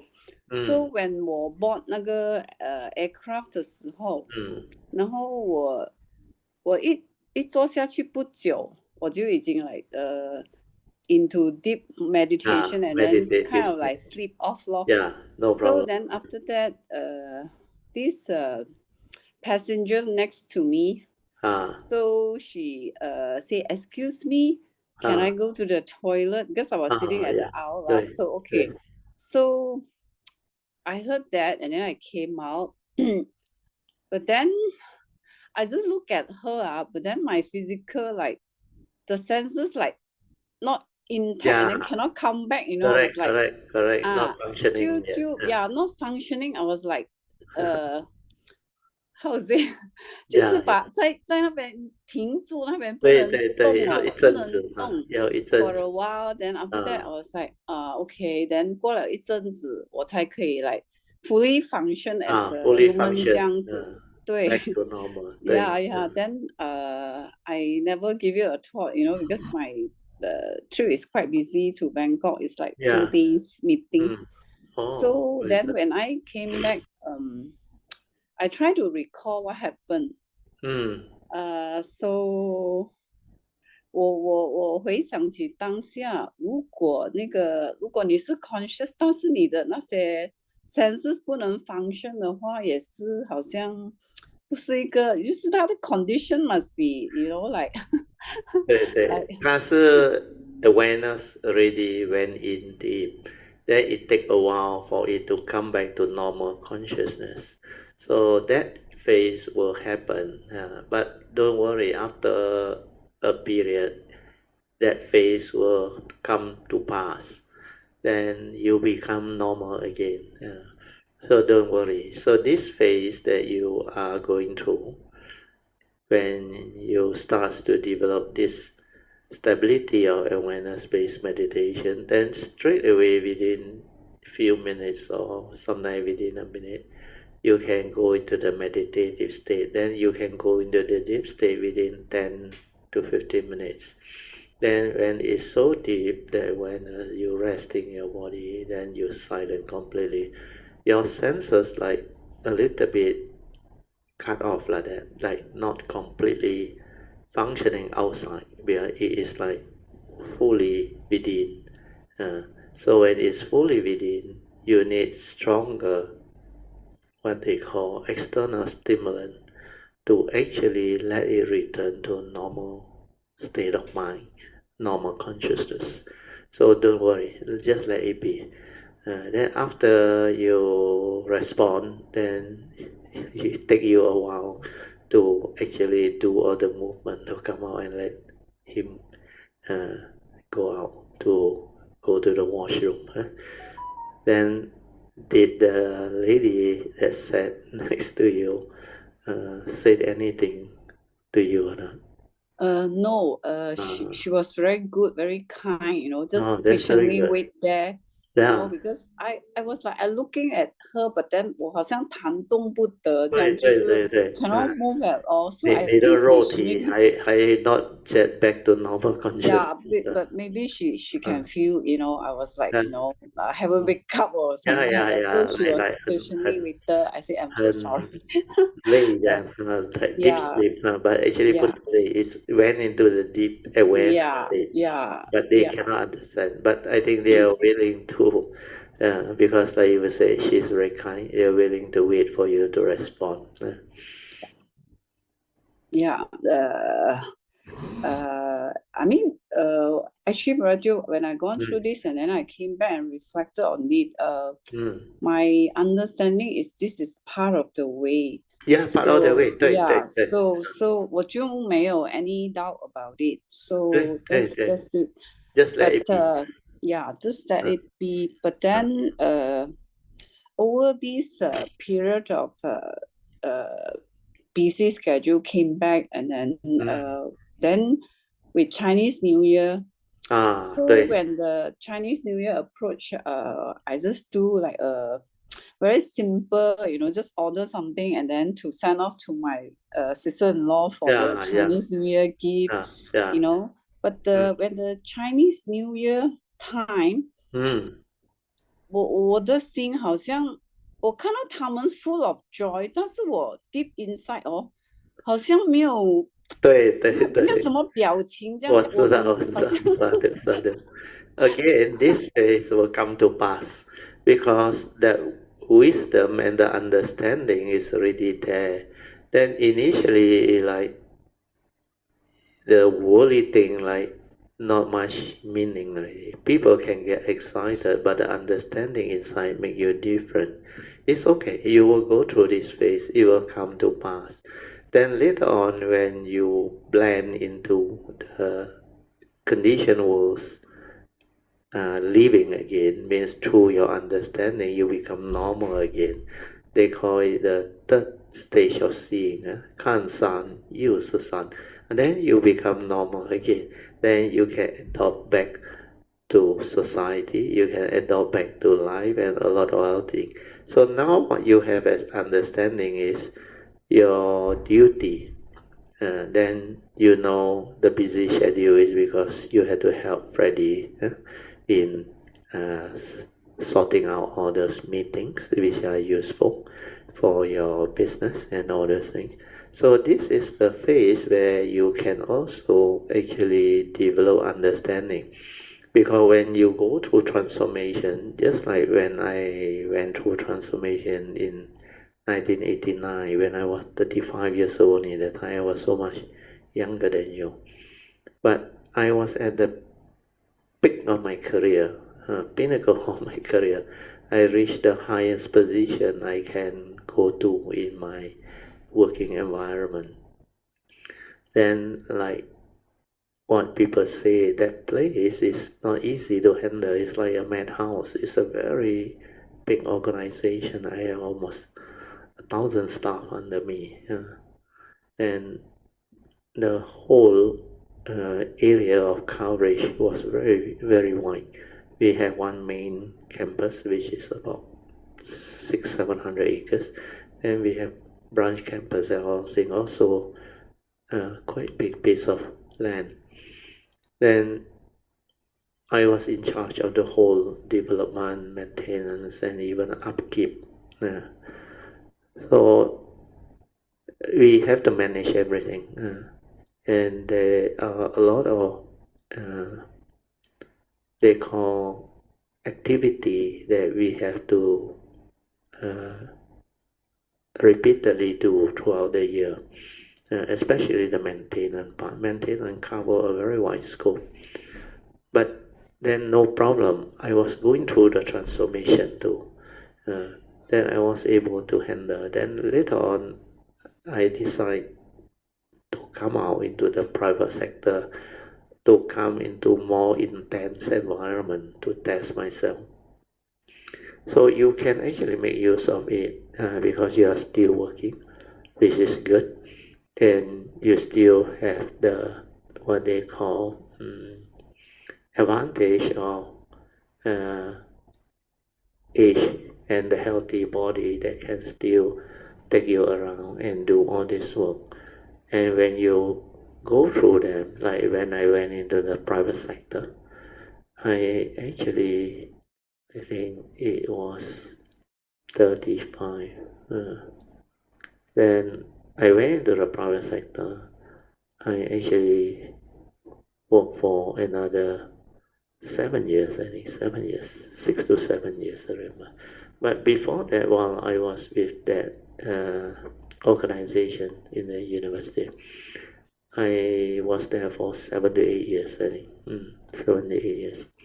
So I also went through that phase where there's a lot of work and all things until everything fall into place and I become normal again. Like I'm very free again. If I don't have meeting, then I am free. I'm like on my own time and all things. Then everything has been like standardized.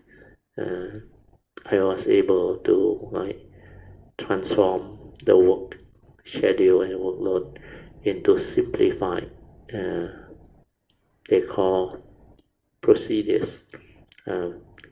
So we apply actually ISO and all those things. Then of course a little bit of the time IT was not so developed, a bit of technology to actually help us do all this. So we simplify a lot of things and I standardize a lot of the tender process. I have annual contract. I have certain type of work which demands fast action. I have to sort out the good contractors, then get them to agree on certain things. And over the years, we evolved more and more procedures that were very useful, very beautiful, very efficient. Then I got more time to do my own thing. Then I only once a while focus on major project that I need to do in-house where we don't hire external consultant, where I have the experience and the ability to do. So I was able to do that. Then finally, when I decided to come out to the private sector, that time was really good. That time I remember I went into the consultant first. Consultant first. 6 or 7 years. Then I joined the private sector public listed company for the last 5 years, total 12 years I remember. So I retired at the age of 47. So that journey was beautiful. So when I was at the consultant, that's where I was able to put myself to test and find out how the mind actually works when it goes through those phases of transformation.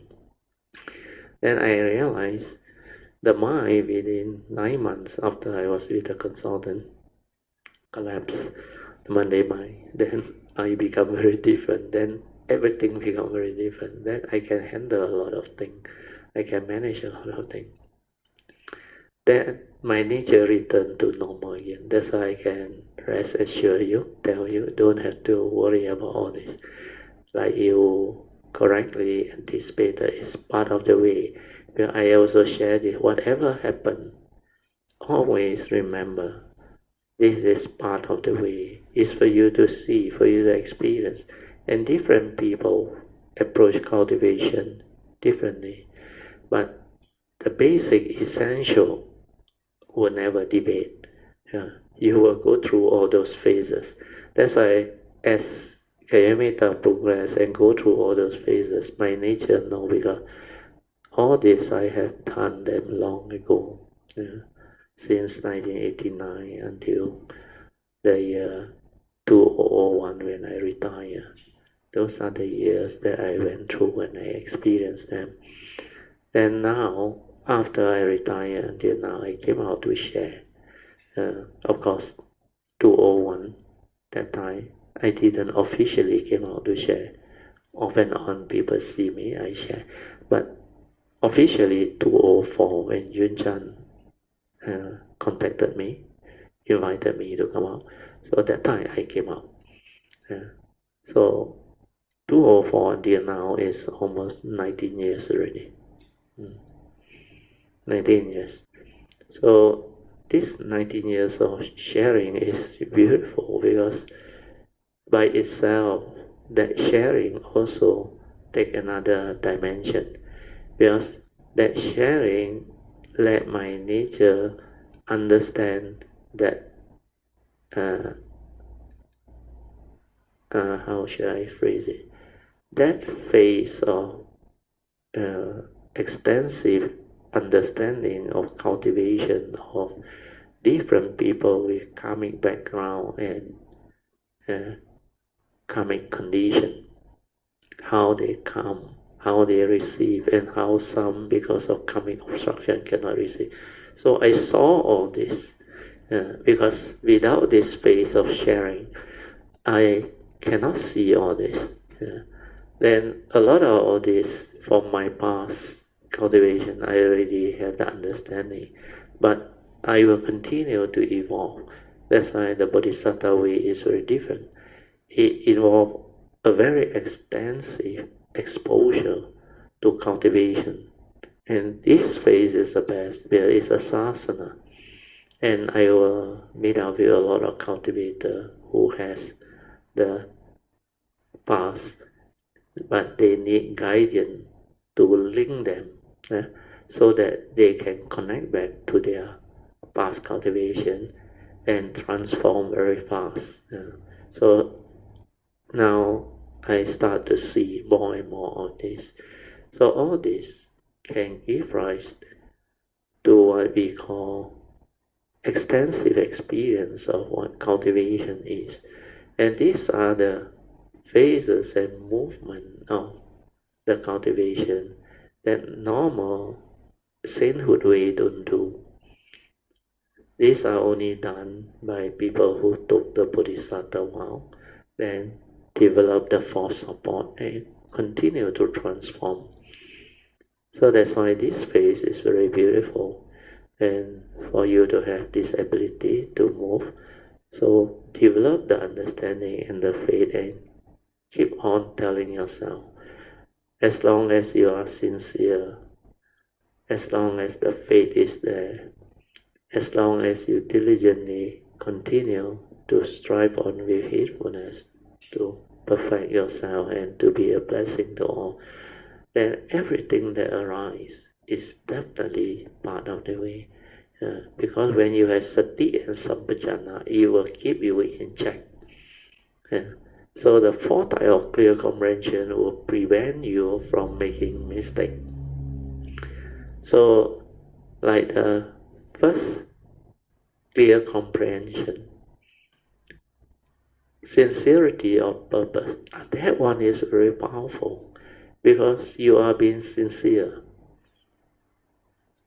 So the sincerity of purpose states very clearly, you do this awareness-based meditation or follow the advice of the Buddha to cultivate the essential Dhamma, the Buddha Dhamma, is not for greed, not for selfishness, not to develop psychic ability, become famous.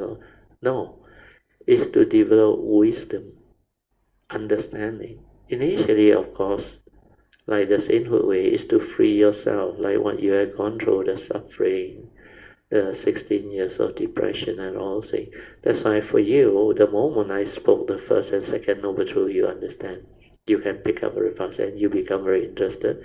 Then you diligently, through faith, sincerity, diligence, you cultivate. That's why you progress. Then you listen to instruction carefully, simple but direct. Then you progress. And once you keep to this sincerity of purpose, you will not touch psychic. You will not touch all the thought-based energy field or those things. You will not move into mind reading, feng shui. No, you won't, because the essential Dhamma is very clear. Everything that happened in life, like the Buddha say, the 5 daily contemplation, the last one, we are all born of our karma, heir to our karma, conditioned and supported by our karma. We are what we are because of our karma. So if karma plays such a role, means our entire life depends on karma. So there is no such thing as you must follow tradition, follow feng shui, follow fortune teller. These are all, by then, no more meaning to the cultivator or the way who understand. Those who are superstitious believe because they fear, they don't understand. But when you understand, you know. Of course, do not get me wrong, like I always explain, feng shui has its own science. Fortune telling also have its own science. Even palm reading, everything has its own science. You don't condemn them. But these are for people who are interested in that and do not know the whole thing, because for them it's a science. They think they can share this with people and maybe earn some living, make some good money and all that thing. But when you understand the main thing that decide our life is karma. So if you don't take care of karma, whatever feng shui is not going to help you much. Whatever fortune teller tell you is not going to help you much. The key is, did you take care of karma? Did you avoid all evil? Did you cultivate wholesomeness, following Dhamma way, the Noble Eightfold Path? Did you develop wisdom to free your mind? So Sati Sampajana means clear comprehension. Mindfulness and clear comprehension, a sincerity of purpose will keep you on track. Keep you on track, you won't go wrong with it. Then the second one is domain of meditation, means anywhere, any place, anytime, you can meditate throughout the day. As long as you are heedful, the meditative mind is there. You can develop wisdom, understanding. The first turning, second turning, and third turning. Then the third one is clear comprehension of suitability. Then you will know what is important. The most important time is here and now, because everything is not a reality. The only reality is the here and now. Then you will know how to live life. Means you will know how to be with the moment in specific phenomenal awareness or spacious awareness without a center, like what we have gone through just now. Then the most important place is the place you are, where this is the place where you can help people, where you can be a blessing to all. You can do a lot of things, sharing or whatever. Then the most important people are the people that is around you, or that you know within the vicinity, or nowadays it can be related to distant places and people. So these three, suitability of time, place and people, you will have clarity. You will not like normal people who are heedless and deluded. You don't like sit here worry about your children when you are traveling overseas. Because what can you do? You are like what happened when Alicia traveled to Bangkok. Whatever happened in KL or Cheras, the house there, she cannot do anything except radiating a good mind state, arising the understanding to make pure wish, aspiration, and transformation. So those are the few things that you can know. But they will know. You worry also know, you fear also know, you panic also know, you, because you are not there. So most important place is the place you are, the here and the now. And the mind is always in the here and the now. It can reflect, it can contemplate, it can do all these things. But clear comprehension of suitability is there. Then the last one is also very important. Clear comprehension on non-delusion. Non-delusion means you will not get trapped in the 10 state of defilements of insight. The Buddha called it the 10 defilements of insight. So these 10 defilements of insight, they are very powerful. They are actually good meditative mind state that allow the meditator who are not developed in their wisdom to attach, to cling. Then when they become attached and cling, they become complacent. And that is where they stagnate and they go wrong. They will go into energy field, they will debate and do all these things because it involves all the psychic and all those things. So non-delusion is very important. And you will know what is path and what is non-path. You will not deviate on. The 7 factors of enlightenment, they will arise. Then the 7 stages of purification, they will also arise. That's why the cultivation is very, very clear, very comprehensive. Then the 10th step of Vijaya Sutta also very clear. You cannot go wrong really. Okay, Alicia? Yeah? So hope very clear. so, Actually, it demands a lot of understanding actually. Right. Because 因为当下我以为with 这个 busy schedule with 我的 understanding 我可以 handle，其实不然 bro， Initially not easy. Yes, so 但是虽然我的 mind based 的，但是我是 fully aware that 这个是 part of 这个 you know 我的 cultivation， so that 他给我看到，你还是要用功。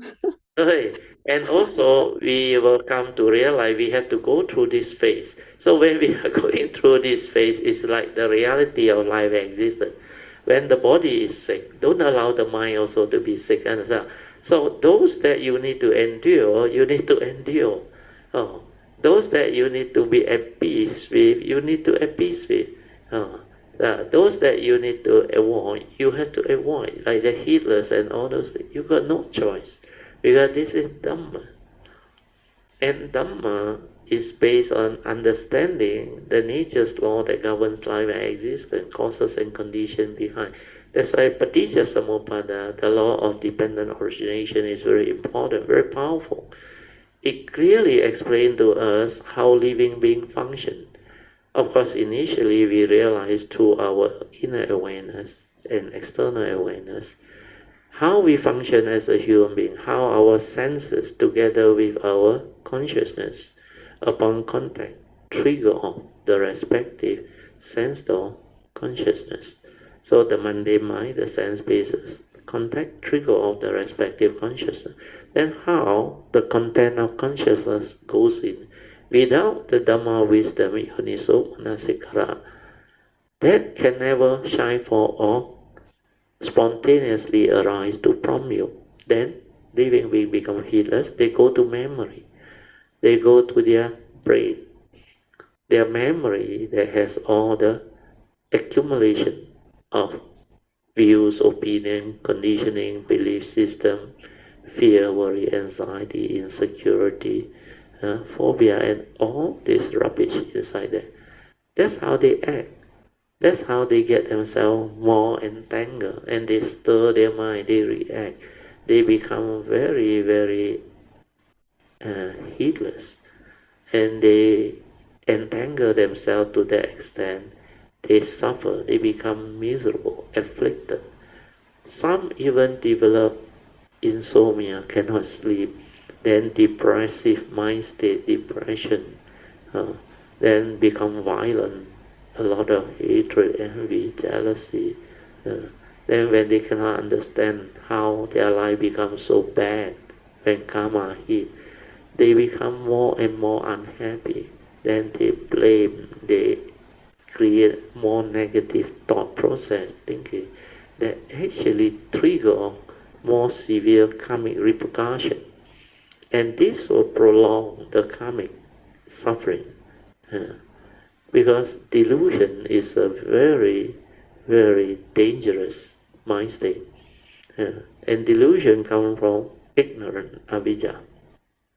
So all this, we will start to see, we will start to understand. Then we will have more and more love, more and more compassion. Yeah? Living beings are just the way they are. They cannot understand all this. That's why, because of that, they suffer. They have to go through. So what I want to explain to you is all these phases as we go through is part of life, part of cultivation for us to understand, so that later on when you are stable and you have the condition to share and to teach, you will understand all this process that you have gone through, and through your own direct understanding or experience through your cultivation, you will be able to express it very clearly and very well, because this is what cultivation is all about. But if you have not gone through, you only heard what people share and said, then maybe that is still at the knowledge level. Yeah. But for you, it's beautiful. That's why all this, it will help you part of the way.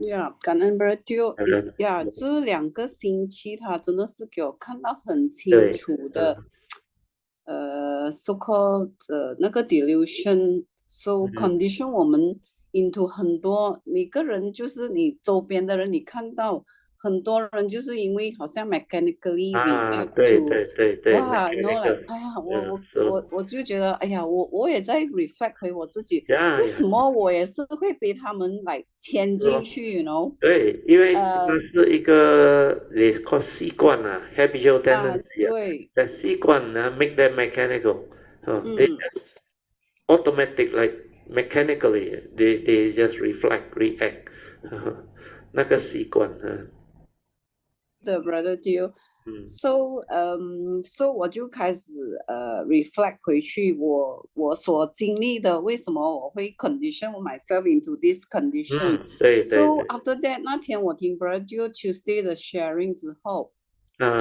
然后 when brother deal come to 讲到那个 where got mind 那边，然后我就哇 ，it's like something strike me as it's like yeah it's like。你因为你一直在那个 condition 的 mind 里面，所以你转来转去，你还是走不出来。因为所以我就哇，sadhu 我讲 Tuesday class 的 sharing 是 so you can understand, you can immediately awaken like the monk. When the lady say where got mind, all of them become arahant. It's because that is the mundane mind, and when you are near to that part of the cultivation, you will understand what where got mind. Then you realize that is the mundane mind, which is not the true mind. That's why cultivator of the way sometimes can be trapped there for very long if they don't have a good guide or a good teacher to explain to them, when they don't hear the true Dhamma. Then like you explain, which is very good, where got mind, that one will awaken. That's how powerful the Dhamma is. When you are ready to receive with the understanding, immediately it awakens you. So all these are meant to be. Like yesterday, my wife will know, because Sri An invited me and my wife to join Brother Gan and wife together with me for and 6 hours for lunch. Actually, every year the clan group will do it. But Brother Gan is a headmaster now for many years, so he only free on Saturday, so only the 6 of us. And surprisingly, that lunch, we discuss all the Dhamma which is in today's sharing, the 84th lesson. You can ask Sri An and me and Brother Gan, if they listen to this, they will rejoice.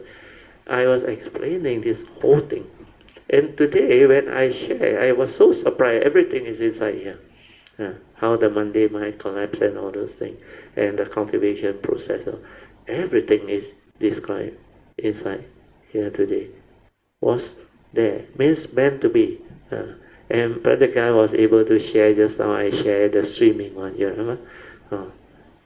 The natural state of the body is buoyancy. We are lighter than water. And he really put that understanding to test when he was at the resort. He went into the swimming pool. Last time he used to swim like a kampong. We call it the kampong salon, head above water, struggling to be afloat. He followed what I said. He had firm understanding. Then he let the body sink down until the upthrust push him out. Then he realized he float. Then with that, to swim, you just have to move your hand and your leg. And she did it. So now swimming become very easy for him. He can do breaststroke, freestyle, or whatever. Your buoyancy is there. It's just like our true mind. We know it's the meditative mind, the silent mind. So why do you want to stir the mind? You want to make the mind think and do this, do that. That's why don't try to know, don't try to do. We all these are by the thought. You create active thinking. It's just like you're struggling in the water to keep yourself afloat, but not knowing that your natural state is buoyancy. Then like your mundane mind, if you don't think, don't do anything, the natural state return. With this understanding, you progress. So this is what happened. Start to read again. Very good, Alicia. Sadhu. Sadhu, Brother Teo, when just now you just sharing, 我听到那个 thunder boom boom. very rejoicing. Until 我的那个13 M1 trip, only the lighting and fan don't trip. The 13 M1 trip. Then my wife and Sui got to reset the thing, and because the aircon all cut off, just the fan also, the only one, the power plug to the 13 amp point on that one also stop. 它 nature 很奇怪的 when you share something that is appropriate, the response is there. 很好。是的 Brother Teo.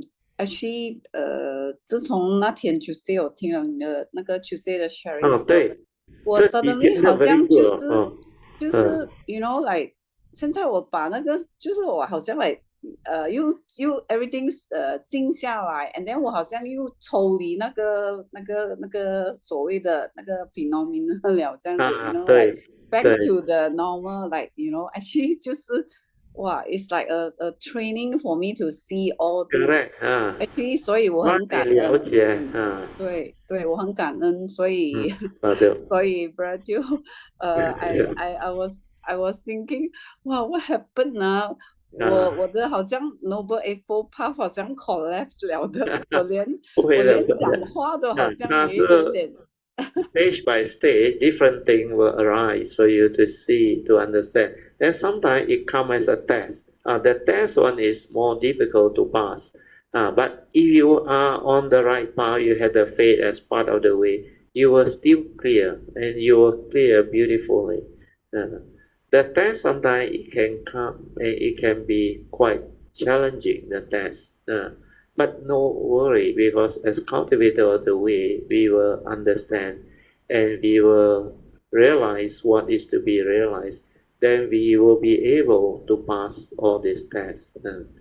Then the third phase of Dhamma is the most beautiful. After that is Pativeda.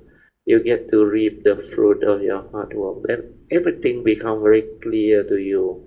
Very beautiful. Then Dhamma keep on flowing, appearing.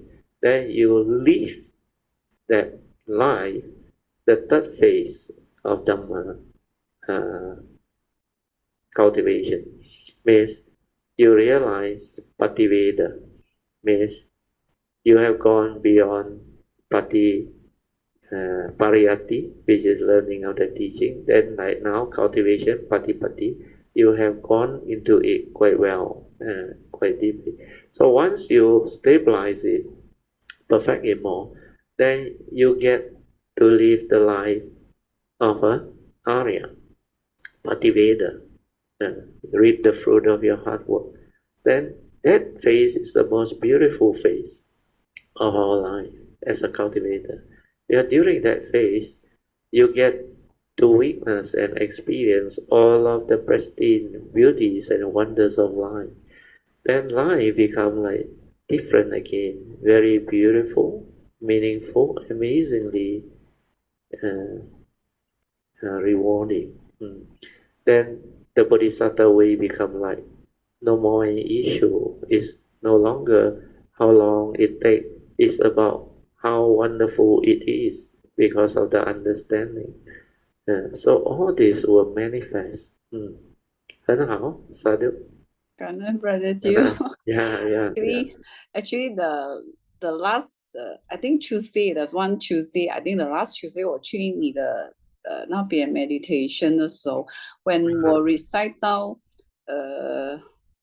普贤菩萨的时候 哇 it really hit my heart so it recite 普贤菩萨我 like I'm back 感恩 Brother， 感恩 all the 卡米达的 sharing， 也感恩佛菩萨加持。对对对，我会把我所有的一切就是交给佛菩萨，还有就是继续的 walk 这个 Bodhisattva way to you know refine 我的 cultivation。对。还有not forgetting 我要welcome Brother Adam to our Kalamita group. Yes, It was an amazing journey. Thank you. To me, Yeah. it was a really amazing journey. It's like a 重生, you know, a reborn for me in this life. I mean, through Brother Teo, the guidance and all the Kalamita sharing, and you know, for I mean, words cannot really finish. I cannot. Correct. The gratitude in my heart, I really can't express. But then, 我真的很希望大家不要害怕那个这个所谓的 test or whatever 啦，就是很sincere的走下去就对了。好，Brother， 感恩 Brother， 我的 sharing 就到这里，感恩大家，阿弥陀佛。Let us rejoice, yeah. 阿弥陀佛，萨埵萨埵萨埵 Very good. So today sharing by Alicia lead to a lot of good conditions and a lot of understanding unfolding. And today's sharing is exceptional for cultivator of the way. You all should listen. Then many Kayamita like in video, they will benefit a lot because this sharing today is meant for cultivator of the way most of the time. And also maybe the condition is right for Pratakan, Suyan and Mifo, to develop that type of faith and sincerely cultivate diligently. Otherwise, yesterday, it cannot be so coincidental, the lunch. The timing was such, and everything we discussed, you can check with them, is what we share today. This is no coincidence, I tell you. It's meant to be. If people don't have the parami, they cannot receive. And Pratakan's wife also said, I think this is the first time she heard me share and listen for so long. We started our journey at about 10:30. I drove to Suyan's place. Then we drove to Klang, the Golden Restaurant. We arrived at about 11:25 or what. Then we had our lunch. Then after that, we discussed a lot of Dhamma. Then about 1 something, Brother Gan suggests we go to his house and continue. That's why we went to the house. And it ended at 4:30. By the time I reached home, it's 5 p.m. So the whole day, we were talking about today's sharing, the topic, the cultivation, the collapse of the mundane mind. Because Mifo also interested because she heard before but not so clear. That day I shared with them was very clear. But together with today's sharing in the transcript form of this book, the 84th lesson of the 6 Patriarchs, Platform Sutra, page 29 onward until 41, it will be a lot more clearer, where everything is in the transcript form, and they can slowly read through to develop the understanding, because their cultivation at the moment, they have not reached that stability of understanding to pick it up so fast. So they need to actually listen to it a few times, then go through the transcript, then develop the understanding, then cultivate. Because that faith will make them different. Then if they cultivate with that awareness-based understanding, they will become very different. Okay, so exactly 2 more minutes to 6. I think we will stop here. So let us rejoice one more time before we share merits. Sadhu, sadhu, sadhu. Okay, so we will share all these merits. We've all been starting with the Devas. Akasata cha bhumata Devanaga mahindika punyang tang anumoditwa cirang rakantu loka sasana Ettavata jamehi sampadan punya sampadan sabbe deva anumodantu sabba sampati siddhya idang me nyatidang hotu sukhita hontu nyatayo idang me nyatidang hotu sukhita hontu nyatayo idang me nyatidang hotu sukhita hontu nyatayo devo satukaleena sasa sampati hetu cha Fito bhavatu loko cha raja bhavatu dhammiko imina punyang kamina mame bala samagamo sattang samagamo hotu yawa nivana patiya sadhu sadhu Sadhu. Okay, you all can now pay respect mindfully to Lord Buddha, Kuan Yin Bodhisattva, and all the worthy ones. Then we end the sharing today, the whole Zoom session. Thank you for your participation. Sadhu.